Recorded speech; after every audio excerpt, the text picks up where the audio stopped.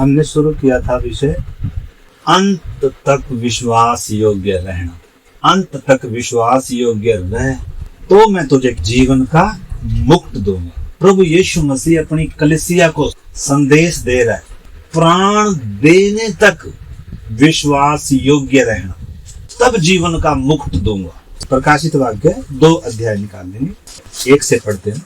Smyrna की कलीसिया के दूत को यह लिख, जो प्रथम और अंतिम है, जो मर गया था और अब जीवित हो गया है, वह यह कहता है कि मैं तेरे क्लेश और दरिद्रता को जानता हूं, परंतु तू धनी है। मतलब स्मुरना की कलीसिया गरीबी से, पीड़ाओं से गुजर रहे थे विश्वासी। उन विश्वासियों को क्या कह रहा है? शारीरिक तौर पर तो गरीब है, भले ही सतावट में है, लेकिन प्रभु कह रहा है तू धनी है, तुम धनवान हो जिसके पास विश्वास है। और जो लोग अपने आप को यहूदी कहते हैं और हैं नहीं, पर शैतान की सभा हैं, उनकी निंदा को भी मैं जानता हूं। और आगे कहता है जो दुख तुमको झेलने होंगे उनसे मत डर। प्रभु ये नहीं कह रहा कि मैं तुम्हारे ऊपर कोई दुख आने नहीं दूंगा, तुम्हें कोई दिक्कत नहीं आएगी, कोई समस्या नहीं आएगी। जैसा आजकल क्या बताया जाता है, प्रभु पर विश्वास करो तो तुम्हें कोई तकलीफ नहीं आएगी। बीमार हैं तो बीमार ठीक हो जाएंगे, कोई समस्या है तो समस्या चली जाएगी। लेकिन इधर यीशु मसीह स्वयं कह रहे कि मेरे पीछे चलना है तो जो दुख तुमको झेलने होंगे उनसे मत डर, क्योंकि मैं तेरे साथ हूं। यशाया 41:10 में लिखा, इधर उधर मत ताक। क्यों? क्योंकि मैं तेरे साथ हूं, मैं तेरे संग। प्रभु ने कहा जगत के अंत तक मैं सदा तेरे साथ रहूं, चाहे तुझे सब छोड़ जाए, लेकिन मैं कभी नहीं छोड़ूंगा, वायदा है। तो प्रभु कितनी तसल्ली दे रहा है उन गरीब विश्वासियों को, सताए गए विश्वासियों को। सोच कर देखिए। और आगे कह रहा है जो दुख तुमको झेलने होंगे उनसे मत डर, क्योंकि देखो शैतान तुम में से कुछ को जेल खाने में डालने पर है, ताकि तुम परखे जाओ। लिखा ताकि तुम परखे जाओ, और तुम्हें 10 दिन तक क्लेश उठाना होगा।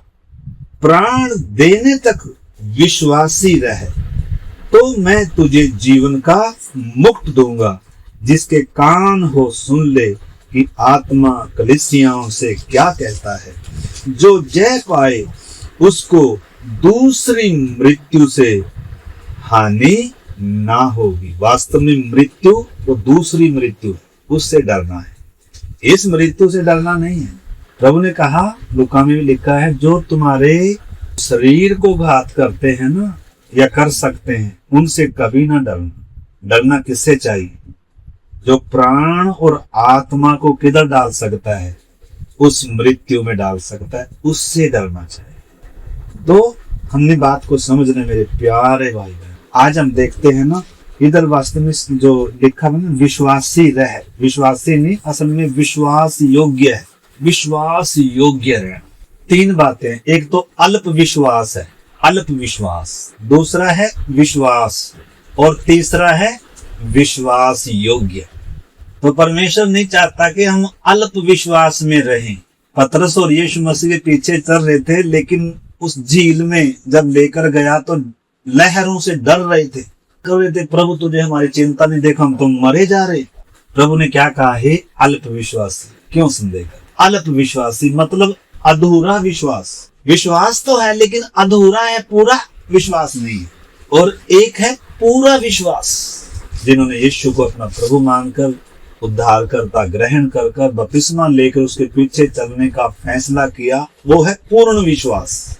जिन्होंने यीशु को अपना जीवन दे दिया है, पानी में डूबकर बपतिस्मा लेकर उसको अपना प्रभु और उद्धारकर्ता मानकर उसके पीछे चलने का निर्णय लिया है, यह है विश्वास। परंतु विश्वास मात्र से बात बनेगी नहीं, हमें विश्वास योग्य बनना है। मृत्यु तक, प्राण देने तक, चाहे कष्ट आए, चाहे क्लेश आए, चाहे दुख आए, चाहे समस्या आए, चाहे जान देनी पड़े, चाहे सब मुझे छोड़ दें, त्याग दें। ये है असली विश्वास, ये है विश्वास योग्यता, प्राण देने तक विश्वासी रहना। हमने समझना मेरे प्यारे भाई बहन, वो विश्वास नहीं है कि जब सब बातें ठीक हैं तब तो विश्वास है, और थोड़ा सा सतावट आई या थोड़ा सा परीक्षा आई, थोड़ा सा संसार का प्रलोभन आया और हम क्या हो गए, हम विश्वास, एक चौथा है विश्वास घाती। यहूदा जैसे क्या कहलाया, विश्वास घाती कहलाया। प्रभु कह रहा है प्राण देने तक विश्वासी है। परमेश्वर दुखों को नहीं हटा रहा, परमेश्वर सतावट को नहीं हटा रहा, परमेश्वर कष्ट क्लेश को नहीं हटा रहा, बल्कि इसमें से जाने दे रहा है। लेकिन क्या उम्मीद कर रहा है कि हम प्राण देने तक विश्वास योग्य रहे। जैसे मैंने बताया कि ये स्मुरना की कलीसिया कष्ट से, गरीबी से गुजर रही है, लेकिन प्रभु जो उनको तसल्ली दे रहा है, प्रभु तो इनको सारी जरूरतें पूरी कर देना और इनके जीवन में से सारे कष्ट हटा देना, ये नहीं। हमारी विश्वास योग्यता कब प्रमाणित होती है, कब सिद्ध होती है, जब हम चाहे कैसी भी परिस्थिति हो, मतलब अगर हम इतिहास देखें, इधर स्मुरना की कलीसिया का जो इतिहास है ना, पॉलीकार्प बिशप था इस कलीसिया का, बुजुर्ग था, उसको पकड़ लिया विरोधियों ने। तभी तो प्रभु उनको कह रहा था कि प्राण देने तक विश्वासी रहे, क्योंकि शैतान तुमने बहुतों को जेल खाने में डालने पर, तुम्हें 10 दिन क्लेश उठाने होंगे। बहुत सारे यहूदी जो अपने आप को कह रहे हैं वो सता रहे थे उस समय विश्वासियों को।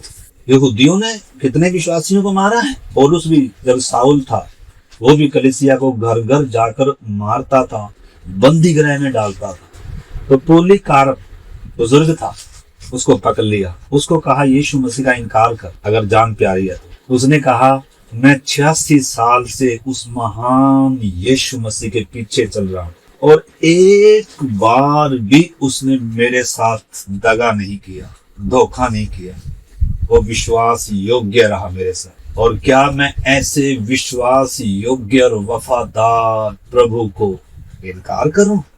उसने अपने आप को हंसते हंसते आग में जलाने के लिए सौंप दिया। यह विश्वास योग्यता, जान देने तक। ये नहीं कि थोड़ी सी समस्या आई तो चलो जी। बहुत बार हमारा विश्वास, हम संसार के सामने अपना विश्वास प्रकट करने से डरते हैं, संसार के लोग क्या कहेंगे, हमारी बेइज्जती ना हो जाए। सोच कर देखें हम किसके पीछे चल रहे हैं। प्रभु ये नहीं कह रहा कि मैं तुम्हारे जीवन में कोई कष्ट नहीं आने दूंगा, कोई समस्या नहीं आएगी, तुम्हें किसी चीज की कमी नहीं होगी ना। इतने मार खाते खाते मर गए, छुटकारा नहीं चाहा। कलीसिया का जब हम इतिहास देखते हैं, सबसे पहले स्तिफनुस शहीद हुआ, यहूदियों ने उसके ऊपर पथराव किया जिसमें साउल भी सहमत था, पौलुस बना जो बाद में। कितने उदाहरण हैं। इसी का हम पढ़ लेते हैं अगली जो कलीसिया का संदेश है, इसका 12 से मैं पढ़ता हूँ। पिरगमुन की कलीसिया के दूत को यह लिख, जिसके पास 2 धारी और तेज तलवार है, वह यह कहता है। देखो एक एक शब्द में कितनी गहराई है, अपने व्यक्तित्व को प्रकट करके दे रहा है। मैं कौन हूं, मैं ये पत्र लिखवा रहा हूं, मेरी प्रिय कलीसिया को बोल दे, मेरे विश्वास योग्य लोगों को बोल दे, वो घबराए ना। मैंने जगत को जीत लिया है, मैंने मृत्यु को, शैतान को जीत लिया है, और तुम्हारा भविष्य क्या है, अनंत काल जीवन का मुक्त दूंगा। तो इधर आगे कह रहा है पिरगमुन की कलीसिया को, कह रहा है जिसके पास 2 धारी और तेज तलवार है, वह यह कहता है कि मैं यह जानता हूं कि तू वहां रहता है जहां शैतान का सिंहासन है। तू मेरे नाम पर स्थिर रहता है और मुझ पर विश्वास करने से उन दिनों में भी पीछे नहीं हटा जिनमें मेरा विश्वास योग्य साक्षी, विश्वास योग्य साक्षी अंतिपास तुम्हारे बीच में उस स्थान पर घात किया गया जहां शैतान रहता है। मेरा विश्वास योग्य साक्षी अंतिपास। तो परमेश्वर को मालूम है हम कहाँ रहते हैं, किस मोहल्ले में रहते हैं, किस वातावरण में रह रहे हैं, हमारे पड़ोसी कैसे हैं, हमारे चारों तरफ का माहौल कैसा है, सब बातें जानता है। हमारे परिवार की हालात कैसी है, हमारी बीमारी की हालात कैसी है, हमारे आर्थिक हालात कैसी है, सब बातों को जानने वाला परमेश्वर है। हम ऐसे परमेश्वर के पीछे नहीं चल रहे जिसको कुछ भी मालूम नहीं है। हमें बताना पड़ेगा, देख प्रभु तुझे हमारी चिंता नहीं है। पतरस और यही कह रहे थे, प्रभु तुझे हमारी चिंता नहीं, देख हम तो मरे जा रहे हैं। प्रभु ने इससे पहले कि समुद्र को डांटा, लहरों को डांटा, उससे पहले पतरस को डांटा। क्यों संदेह करते हो अल्पविश्वासी? तो अगर हम यीशु मसीह के पीछे चले हैं, हमने समझना है ये मार्ग कैसा है। निंदा का मार्ग है, बदनामी का मार्ग है। कितने विश्वासियों ने हंसते हंसते इस संसार को अलविदा कह दिया। क्यों? क्योंकि भविष्य में एक मुक्त रखा हुआ है। हमने समझना है, अगर हम यीशु मसीह से इसी जीवन की आशा रखते हैं, वचन कहते हैं हम सब मनुष्यों से अभागे हैं। यीशु के पास आकर भी अगर हमें संसार की भौतिक चीजों पर ही अगर हमारा नजर और ध्यान हो, अगर स्वर्गीय बातों पर ना, तो हम वचन कहते हैं हम सब मनुष्यों से क्या हैं? अभागे हैं। लूका 9:23 हम पढ़ते हैं, उसने सबसे कहा, सबसे कहा, पास्टर से नहीं, सिर्फ हर कोई जिसने यीशु मसीह को अपना प्रभु और उद्धारकर्ता स्वीकार कर उसको अपना जीवन देकर उसके पीछे चलने का निर्णय लिया है, उन सब से प्रभु कह रहा है। आज क्या कह रहा है? उसने सबसे कहा यदि कोई मेरे पीछे आना चाहे। यदि क्यों लगाया है? अगर आपको मुश्किल लग रही है तो ना चल, परंतु मेरा स्टैंडर्ड जो है ना वो कम नहीं है, कम नहीं हो सकता। यदि कोई मेरे पीछे आना चाहे तो जबरदस्ती नहीं है, मजबूरी नहीं है। अगर हम नहीं चलना चाहते, अगर हमें दुख उठाने की मनसा नहीं है, अगर हमें कष्ट उठाने का मन नहीं है, अगर हमें यीशु मसीह के लिए निंदा बदनामी सहने से डर लगता है, अगर हमें संसार की चिंता है, संसार क्या कहेगा, तो फिर प्रभु कहता है यदि कोई आना चाहे। मतलब अगर मेरा चेला होना है तो मेरे पीछे चलने का अर्थ पहले समझो क्या है। यदि कोई मेरे पीछे आना चाहे तो अपने आपे से इनकार करे। सबसे पहली बात, अपने आपे से इनकार करे। जब तक हम अपने आपे से इनकार करते नहीं है, तब तक हम प्रभु के पीछे नहीं चल पाते। विश्वासी बनकर चलेंगे, लेकिन प्राण देने तक विश्वास योग्य रहना है। जीवन का मुकुट तब है। लिखा है अपने आपे का इनकार करे और प्रतिदिन, हर दिन मतलब प्रतिदिन अपना क्रूस उठाए हुए मेरे पीछे हो ले। क्योंकि जो कोई अपना प्राण बचाना चाहेगा वह उसे खोएगा, परंतु जो कोई मेरे लिए अपना प्राण खोएगा वही उसे बचाएगा। और आगे कहता है यदि मनुष्य सारे जगत को प्राप्त कर ले और अपना प्राण खो दे, अपने प्राणों की हानि उठाए, तो उससे क्या लाभ होगा। इन वचनों को हमने प्रार्थनाओं के साथ समझना है। यीशु मसीह के पीछे चलने का अर्थ सिर्फ विश्वासी बनना नहीं है। परमेश्वर विश्वास योग्य लोगों को ढूंढ रहा है। विश्वासी से अगला स्तर है विश्वास योग्य रहना, प्राण देने तक। चाहे लोग छोड़ जाएं, चाहे दुख आए, चाहे बीमारी आए, चाहे मुझे बीमारी के बिस्तर पर मरना पड़े, चाहे मुझे मार खाते खाते खाते मरना पड़े। ये है ये मार्ग। मतलब आखिर तक विश्वास योग्य रहना आसान नहीं है। संसार का आदर इज्जत सब कुछ आएगा, लेकिन पता तो तभी चलेगा ना जब कुछ आएगा। मतलब जब तक दुख नहीं है, समस्या नहीं है, परीक्षाएं नहीं है। प्रभु ने कहा ना ताकि तुम परखे जाओ।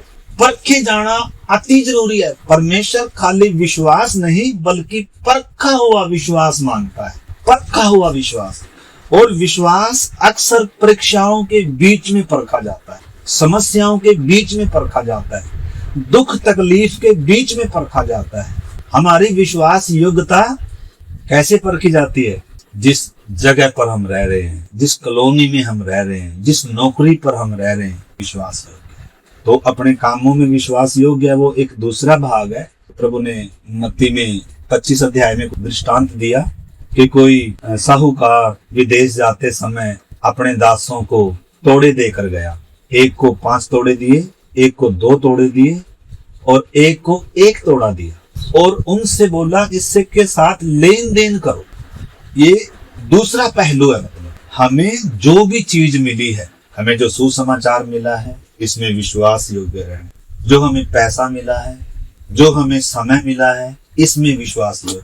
कलीसिया के ऊपर जो जिम्मेदारी है, हर एक विश्वासी को प्रभु ने वरदान दिया है। कोई भी स्टपनी नहीं है, सबको उसकी योग्यता के अनुसार तोड़ा दिया गया है। किसी को ज्यादा दिया है, किसी को कम दिया है। पैसा भी किसी को कम दिया है, किसी को ज्यादा दिया है। एक एक चीज। लेकिन परमेश्वर क्या देख रहा है? क्या हम परमेश्वर के साथ विश्वास योग्य हैं, वफादार हैं? उसको हम फिर देखेंगे। लेकिन इधर हमने देखा अंतिपास, पॉलीकार्प, या उस समय के या आज तक भी कितने विश्वासियों ने समझौता नहीं किया। बीमारी आई, दुख आया, बहुत सारी परीक्षाएं आई, समझौता करने के बातें आई। बड़े बड़े सम्राटों ने, बड़े बड़े उन्होंने, शैतान ने भी कितनी परीक्षाएं लाई, लेकिन बहुत लोग विश्वास योग्य रहे आखिरी श्वास तक। उन्होंने कोई समझौता नहीं किया। हमने समझना है मेरे प्यारे भाई, परमेश्वर ने हम सबको जो तोड़े दिए हैं, जो भी दिया है, और ये सोचकर दिया है कि ये विश्वास योग्य भंडारी बनेगा। लिखा है भंडारी में यह बात देखी जाती है कि वो विश्वास योग्य हो। अगर थोड़े में विश्वास योग्य होंगे तो प्रभु बहुत देगा। ये इस धरती का जीवन है। थोड़े में विश्वास योग्य रहना, अपने कामों में विश्वास योग्य रहना, अपने पैसे में विश्वास योग्य रहना, अपने समय में विश्वास योग्य रहना, सुसमाचार के लिए विश्वास योग्य रहना। और जो अभी हम सीख रहे थे, चाहे कुछ भी कीमत देनी पड़े, अपने प्राणों की हानि उठानी पड़े, लेकिन विश्वास का त्याग नहीं करना, यीशु का इनकार नहीं करना। मतलब चाहे बीमारी जाए या ना जाए, चाहे छुटकारा हो या ना हो। देखो ना, पुराने नियम में भी, हम तो नए नियम में हैं, क्रूस के इस साइड के लोग हैं, यीशु मसीह में हमारे लिए कीमत दिए हुए लोग हैं। पुराने नियम में सद्रक, मेशक, अबेदनगो थे, वो प्राण देने तक विश्वास योग्य रहे। जब राजा नबूकदनेस्सर ने बड़ी मूर्ति खड़ी कराई और ऐलान किया कि सब ने क्या करना है, मूर्ति के सामने घुटने टेकना ही है, दंडवत करना ही करना है। जो नहीं करेगा वो धधकते हुए आग के भट्ठे में डाला जाएगा। अगर आज ऐसा ऐलान हो जाए, तब वास्तव में विश्वास योग्यता परखी जाए। और हम कितने विश्वास योग्य रहेंगे वो समय बताएगा। पतरस ने कहा था, प्रभु सारे तुझे छोड़ जाएं तो छोड़ जाएं, मैं तुझे कभी नहीं छोड़ूंगा, मैं तेरे लिए अपनी जान भी दूंगा। लेकिन जब एक छोटी लड़की ने कहा, ये पुरुष भी उस गलीली के साथ था, पतरस ने 3 बार यीशु का इनकार किया। मतलब ये भावनाओं से होने वाला काम नहीं है। अगर अभी तक हमने उस क्रूस पर चढ़ाए मसीह को अगर सही रीति से समझा नहीं, जो कहता है मत डर, देख मैं मर गया था और मैं अब युगान युग जीवता हूं, और मृत्यु और अधोलोक की कुंजियां मेरे ही पास है। सिर का बाल भी गिना हुआ है बिना परमेश्वर की इजाजत के। डॉक्टर के हाथ में नहीं है एक विश्वासी का प्राण। डॉक्टर सिर्फ थोड़े समय के लिए दर्द ठीक कर सकता है, आपका और मेरा प्राण नहीं बचा सकता। कोई कैंसर में ऐसी ताकत नहीं है जो हमारे प्राण को ले ले, जब तक परमेश्वर ना चाहे। धर्मियों की मृत्यु वचन में लिखा है परमेश्वर की दृष्टि में अनमोल है। यीशु मसीह के हाथ में है मृत्यु और अधोलोक की कुंजियां। बिना प्रभु की इजाजत के सिर का बाल भी गिर नहीं सकता। परमेश्वर की इच्छा से हमारे जीवन में होने वाले कार्य हैं। इसलिए हमें परमेश्वर चाहता है कि हम विश्वास योग्य रहें, हम वफादार रहें। और वफादारी और विश्वास योग्यता अक्सर कब परखी जाती है? जब कोई प्रलोभन आया, जब कोई परीक्षा आई, जब कोई सतावट आया, जब संसार कोई समझौता लेकर आ रहा है, जब शैतान कोई समझौता, देखो ना सदरक मेसक अबेदनगो का हमने कई बार पढ़ा है। आप पढ़ सकते हैं एक बार और थोड़ा सा पढ़ लेते हैं, फिर हम प्रार्थना करेंगे। आपने कई बार पढ़ा है तो भी इस आयत से जुड़ा हुआ, ताकि हमें थोड़ा दिलेरी मिले, थोड़ा उत्साह मिले, मौत का भय हमारे ऊपर राज ना करे, दुनिया का आदर इज्जत की हमें क्या ना हो, हमें उस एकमात्र सच्चे परमेश्वर का आदर प्रिय लगे। बहुत सारे लोगों को उस परमेश्वर के आदर की उपेक्षा लोगों का आदर अधिक प्रिय लगा, इसलिए बहुत सारे उस समय प्रगट में विश्वासी नहीं थे। बहुत सारे डरते थे कि हम आराधनालयों से निकाले जाएंगे, अपने विश्वास का प्रगटीकरण नहीं करते थे संसार के सामने। परंतु एक विश्वासी ने, प्रभु कहता है तुम जगत की ज्योति हो, जो नगर पहाड़ पर बसा वो छिप नहीं सकता। तो दानियल की किताब, बहुत सारे लोगों ने, यहूदियों ने गुलामी में गए हुए हैं, बहुत सारे ने घुटने टेक दिए, किसके सामने? मूर्ति के सामने। लेकिन इधर 3 बच्चे हैं और दानियल भी है, इन्होंने ठान लिया। 13 से मैं पढ़ता हूँ, 3 का 13 से। तब नबूकदनेस्सर ने रोष और जल जलाहट में आकर आज्ञा दी कि सदरक मेसक और अबेदनगो को लाओ। तब वे पुरुष राजा के सामने हाजिर किए गए। नबूकदनेस्सर ने उनसे पूछा, हे सदरक मेसक और अबेदनगो, तुम लोग जो मेरे देवता की उपासना नहीं करते और मेरी खड़ी कराई हुई सोने की मूर्त को दंडवत नहीं करते, तो क्या तुम जानबूझकर ऐसा करते हो? यदि तुम अभी तैयार हो कि जब नरसिंगे, बांसुली, वीणा, सारंगी, सितार, सहनाई आदि सब प्रकार के बाजों का शब्द सुनो और उसी क्षण गिरकर मेरी बनाई हुई मूर्त को दंडवत करो, तो बचोगे। अब इधर पता चलेगा विश्वास योग्यता का। जिस परमेश्वर पर मैं विश्वास करता हूँ, जिस प्रभु के पीछे मैं चलता हूँ, मैं उसके साथ विश्वासघात कैसे कर सकता हूँ? मैं उससे बढ़कर अपने प्राणों को प्रिय कैसे समझ सकता हूँ? देखो, सदरक मेसक अबेदनगो के लिए मृत्यु हराई नहीं गई है, पाप से उनका छुटकारा नहीं था, किसी ने उनके लिए अभी तक जान नहीं दी थी, वो हमारे लिए है।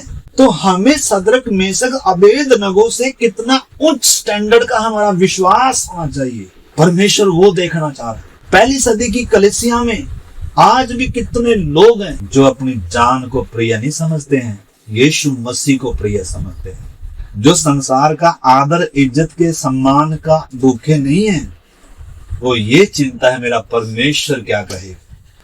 और यदि तुम दंडवत न करो तो इसी घड़ी धधकते हुए भट्टे के बीच में डाले जाओगे। फिर ऐसा कौन सा परमेश्वर या देवता है जो तुमको मेरे हाथ से छुड़ा सके?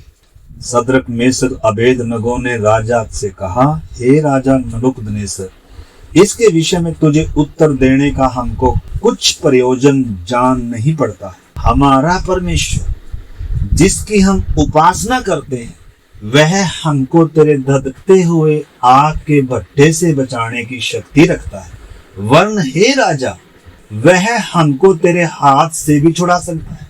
परंतु यदि नहीं, तो हे राजा, तुझे मालूम हो कि हम लोग तेरे देवता की उपासना नहीं करेंगे और न तेरी खड़ी कराई हुई सोने की मूर्त को दंडवत करेंगे। ये है प्राण देने तक विश्वास योग। इनको कुछ हानि नहीं हुई, उस आग से इनको कुछ हानि नहीं हुई, इनका सिर का बाल भी झुलसा नहीं।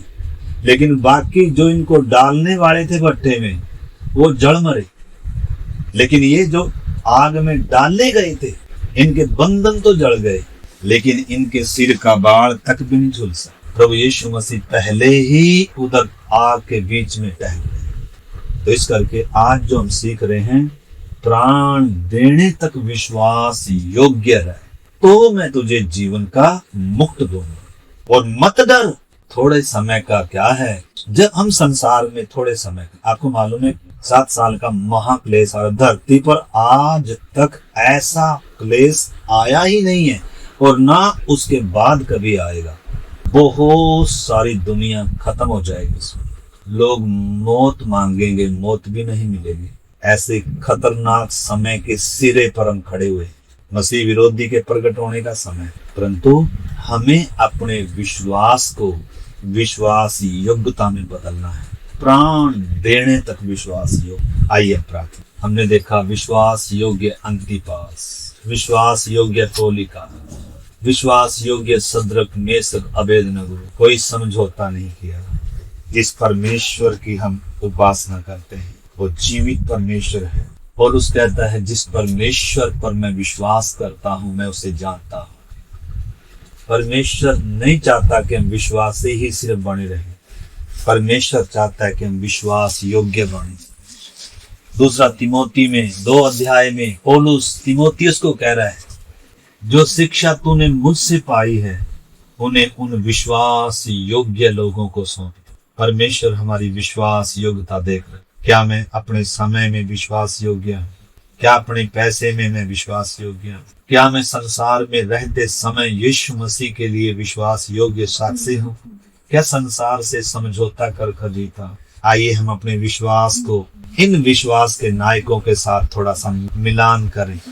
क्या परमेश्वर हमें कहेगा हे अच्छे और विश्वास योग्य दास, तो थोड़े में विश्वास योग्य रहा, आ मेरे साथ उस अनंत मिरास में भागी हो जाए। हालेलुया। प्रभु हम अपने जीवन के हर क्षेत्र में विश्वास योग्य पाए जाएं प्रभु जी। हम अल्प विश्वासी नहीं, हम विश्वासघाती नहीं प्रभु जी, मात्र विश्वासी ही नहीं प्रभु जी, हम विश्वास योग्य साक्षी पाए जाए। प्राण देने तक हम विश्वास योग्य बने रहे। प्रभु आपने क्रूस तक आज्ञाकारी करी। हाँ प्रभु क्रूस की मृत्यु भी आपने सह दी हमारे लिए। प्रभु हमें भी प्राण देने तक विश्वास योग्य रहने के लिए मदद कर। हमें दिलेरी दे प्रभु, हमें तेरी आत्मा का सामर्थ, तेरे वचनों की वो सामर्थ हमारी जिंदगियों में बहे खुदा। हमें बुद्धि और ज्ञान और समझ दे प्रभु जी। हम सिर्फ सुख में आपका धन्यवाद ना करें, हम दुख में भी, कष्ट में, क्लेश में भी तेरा धन्यवाद करें। हम तुझ में हर समय आनंदित रहे प्रभु जी। कौन हमें मसीह के प्रेम से अलग कर सकता है? कर कर हमारे अंदर भी प्रभु ऐसा विश्वास आ जाए। हम सब पर आप दया कर खुदा। ये वचन और मनन करें, हमारी सहायता करना, अनुग्रह कर सहाय। धन्यवाद आपने अपने वचनों को दिया, हमसे बातें किया। धन्यवाद इस संगति के लिए, सभी हमारे भाई बहनों के लिए धन्यवाद करते हैं। सारा आदर महिमा हम आपको देते हैं प्रभु जी। ये वचन हम सब के लिए आशीष का कारण, ऐसी विनती करते हैं। धन्यवाद। प्रार्थना को सुनने के लिए यीशु मसीह के नाम से मांगते हैं।